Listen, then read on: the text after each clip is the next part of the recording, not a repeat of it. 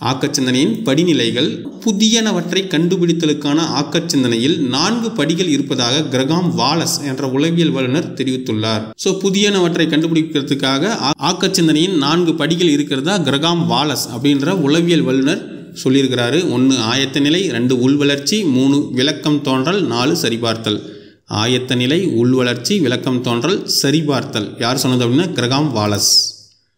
ஆயத்த நிலை, முதலில் பிரச்சனையை தெரிந்து கொள்ள வேண்டும், அவற்றிற்கு தேவையான விவரங்களை சேகரிக்க வேண்டும், பிரச்சனையை அலசி ஆராய வேண்டும். முதல்ல பிரச்சனையை தெரிஞ்சுக்கணும், அவற்றுக்கு தேவையான விவரங்களை சேகரிக்கணும், பிரச்சனைகளை அலசி ஆராயணும். அதுதான் ஆயத்த நிலை.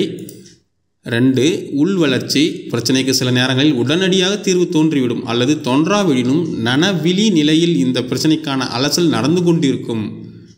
பிரச்சனைக்கு உடனடியாக தீர்வு கிடைச்சிடும். அப்படி கிடைக்கல அப்படின்னா நனவிழி நிலையில் இந்த பிரச்சனைக்கான அலசல் நடந்துகிட்டே இருக்கும். எங்கே நடக்குதுன்னு பாருங்கள், நனவிழி நிலையில்.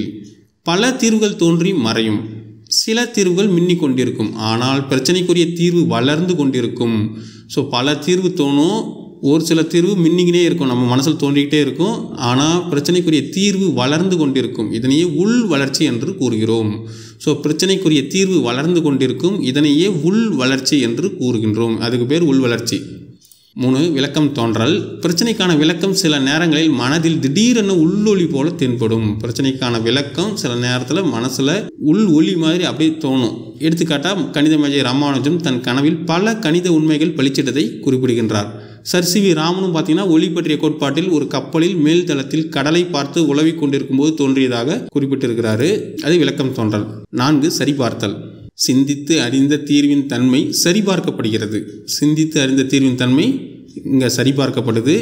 உள்வளர்ச்சி, விளக்கம் பளிச்சிடல் இவ்விரண்டு நிலைகளும் அறிவியல் ஆக்கச்சிந்தனைக்கும் கலை அழகு ஆக்கச்சிந்தனைக்கும் பொதுவாக காணப்படுகின்றன. உள்வளர்ச்சி, விளக்கம் பளிச்சிடல் இந்த 2 நிலைகளுமே பார்த்தீங்கன்னா அறிவியல் ஆக்கச்சிந்தனைக்கும் கலை அழகு ஆக்கச்சிந்தனைக்கும் பொதுவாக காணப்படுது. ஆக்கச்சிந்தனையாளர்கள் பெரும்பாலோர் அவர்களுடைய கருத்துக்கள் திடீரென தோன்றுவதாகவும் அது ஒரு உள்ளுணர்வாக பெறப்பட்டதாகவும் கூறியுள்ளனர். ஆக்கச்சிந்தனையாளர்கள் பெரும்பாலும் பார்த்தீங்கன்னாக்க அவங்களுடைய கருத்துக்கள் எல்லாமே திடீர்னு தோன்றதாக தான் சொல்லியிருக்கிறாங்க. அது ஒரு உள்ளுணர்வாக பெறப்பட்டதாகவும் சொல்லியிருக்கிறாங்க. உள்ளுணர்வாக அவங்களுக்கு தோன்றி இருக்கிறதா அப்படின்னு சொல்லியிருக்கிறாங்க.